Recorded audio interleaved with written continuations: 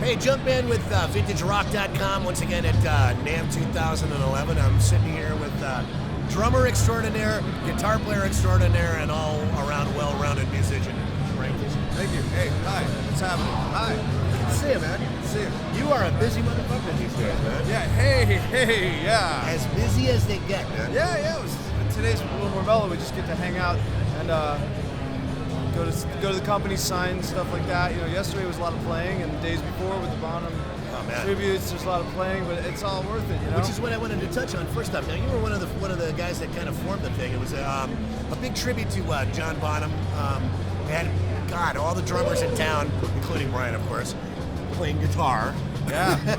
And drums. They did a big tribute to John Bonham, and 2 nights in a row down here in L.A. They did it, and in Orange County as well. How did you guys get that whole thing organized? Did you just call up all your buds and say, "This is what we're doing"?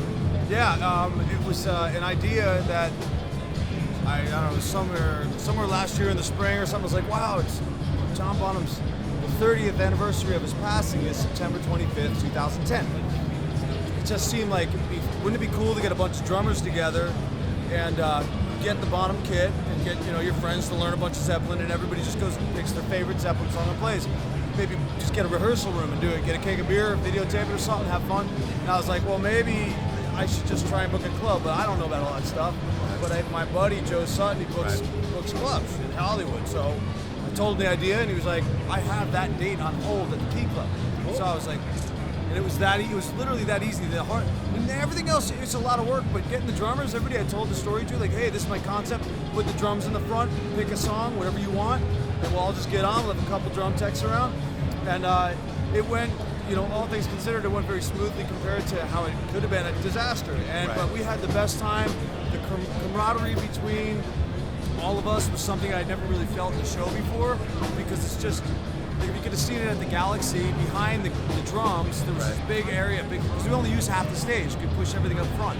Right. And there's like constantly 10, 15 drummers behind the drums hanging out watching. So if Vinny Appice is playing, you got Abe Laboriel and Aronoff and Chad Smith and Jimmy Deanda and Kotak and Samantha Maloney and everybody, like 15 drummers just watching, like shit. We're all cheering each other on. It's a blast, and it's like structure, and it's a big tribute to, I don't know of any other tribute that's been done like that, where the drummers get on the kit.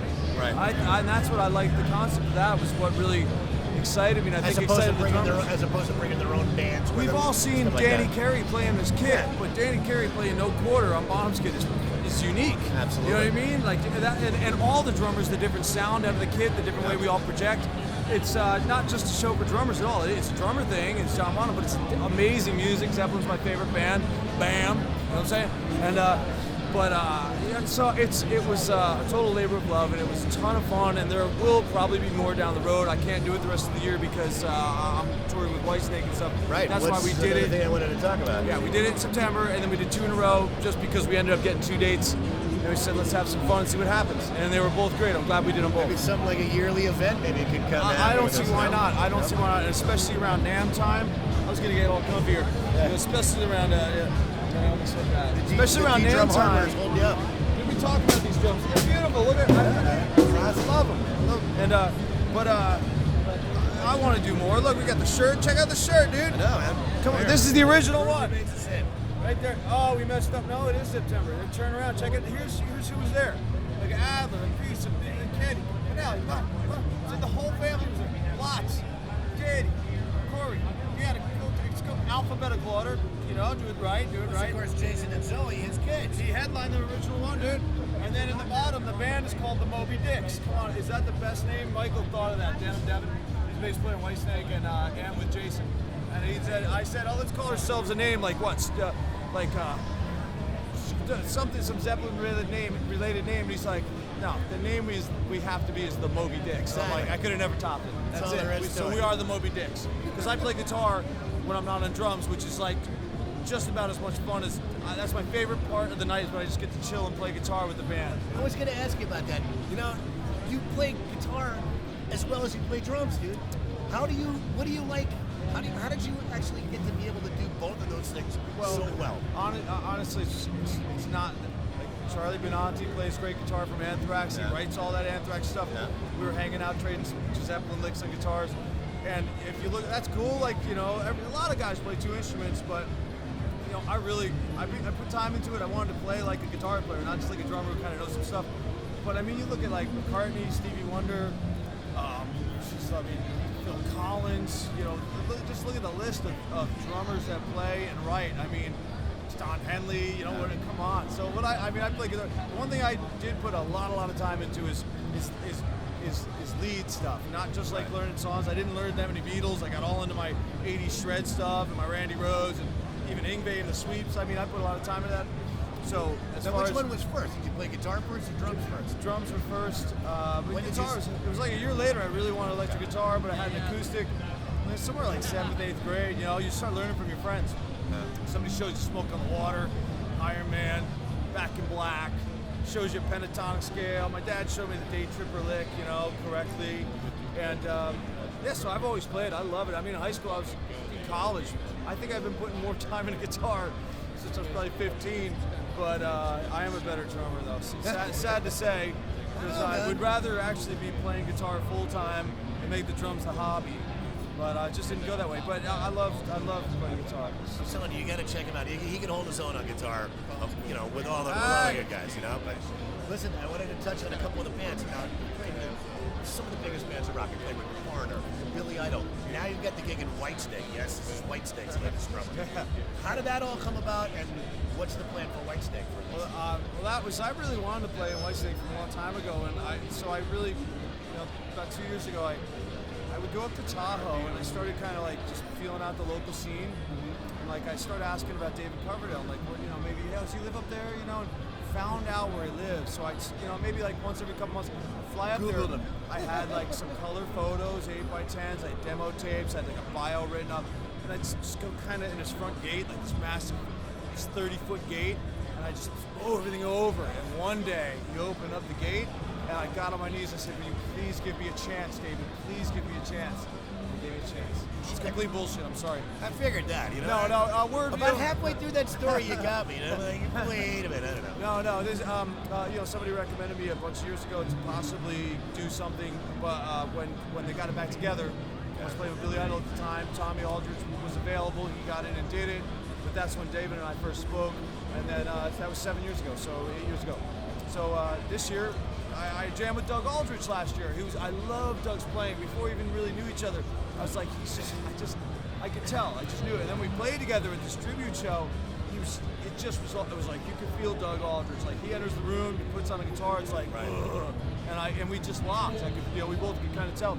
So a few months later, 2 days after I consciously decided to stay home more instead of touring the rest of the year with Foreigner, I just really wanted to create an open road, not with intentions of anything Whitesnake. I just wanted an open road to see where I could go. You know, I really just wanted to do that. And 2 days later, Doug's like, hey, you know, he emails me, I want to talk to you. And we just talked. That was it. And I was like, okay, you're doing a record, but you're not touring until next year, so we can all get together and get this record going, but I don't have to go back on the road yet. You know, I can wait until next spring. It totally worked out for what I wanted to do. Perfect timing.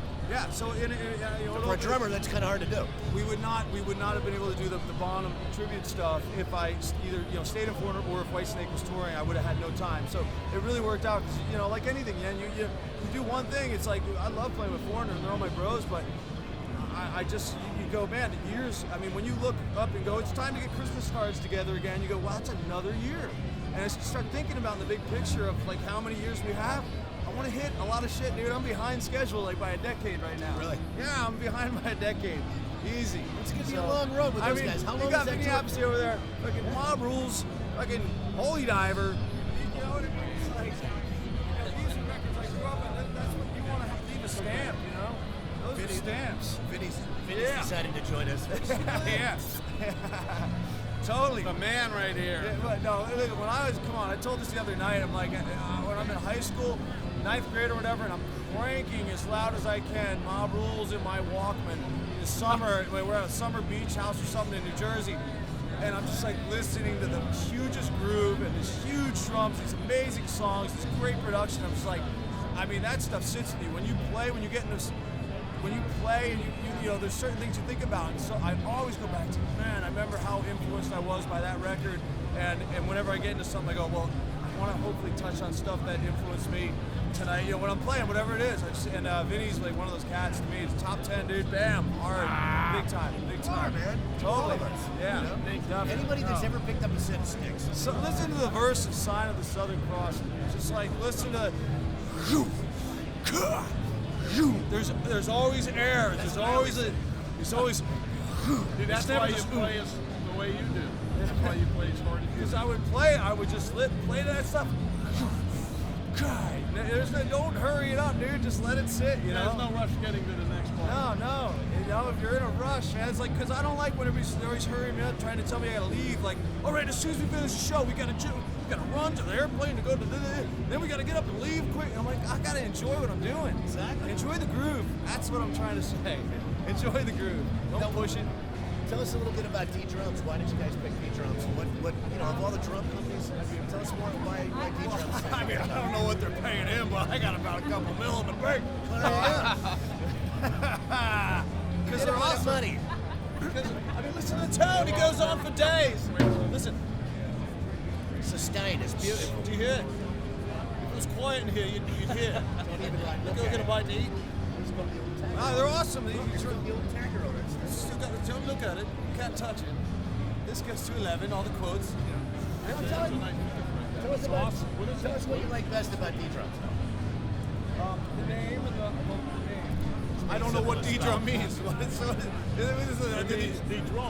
D-Drum. Oh, D-Drum. Where's the drum? It's not like Donnie's drums. Not like Donnie started D-Drum. You know, I don't know. I really don't know. But I really dig the name. These are the drums he played. Got it? This is Brian's new kit he's using on the road. Yeah, this is the White Snake kit. Fits in a suitcase.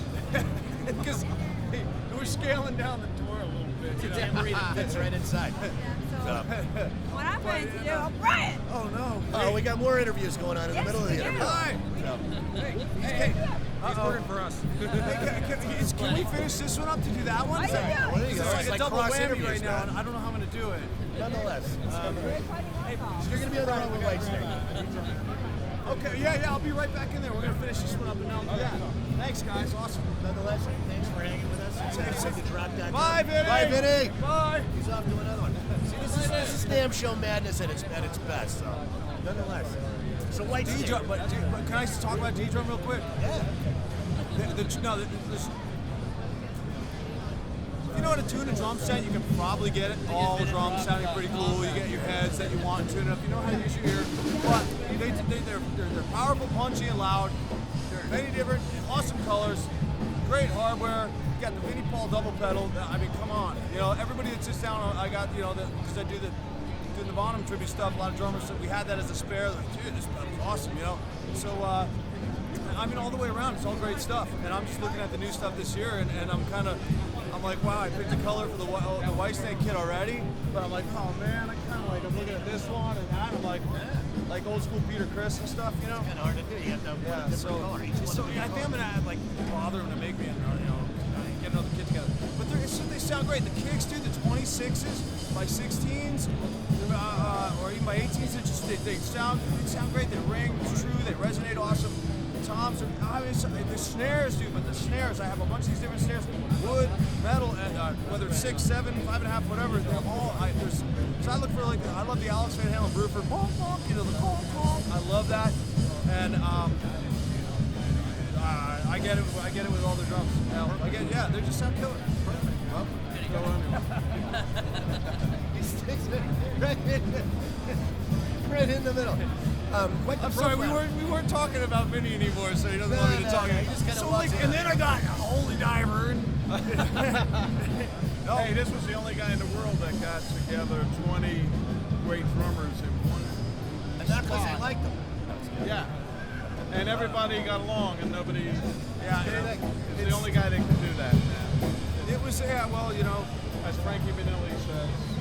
Gold letters. Rock, brother. That's it, man. Oh, well, thanks. It was great. I mean, you know, we all couldn't stop smiling the whole night. That was the fun was watching everybody. You know, it was like we all grew up on the kids. You know, it's like we all grew up on Zeppelin. It's like, what's a fun song to play? If you didn't see him play Dazed and Confused, it was just like it's his version. It's like we all know the version, but when he takes it to his level and does his world, it's really special, really nice. So I had a blast. We'll do it again. We got it. Definitely do that. Maybe Next year we'll just do me and you. Yeah, I mean, we're gonna more have drum wars for you then. Huh? totally. That'd Play burn. more. Play like 3 or 4 Like the songs. Three Stooges, right? Totally. It's fun. It's so fun. Well, I appreciate you coming by and talking to us. I know these guys thanks. want you to do an interview as well. Yeah, But, thanks again, too, Pleasure, Vin. man. Once again, Jumpman with VintageRock.com. Briian Tichy, Vinny. Okay, Appice. it's a piece now. No, that's Carmine. That's Carmine. Appice. Here at Appice. And Believe I fucked that up. you got it all here at Vintage Rock. VintageRock.com, Jumpman. NAMM 2011, gentlemen. Yeah, It's just like yours. Turn it around. Oh, yeah, he's got to hold it up, dude. He's holding up the VintageRock.com shirts. Promo. Yeah, hold on, let me get that shot. Plug.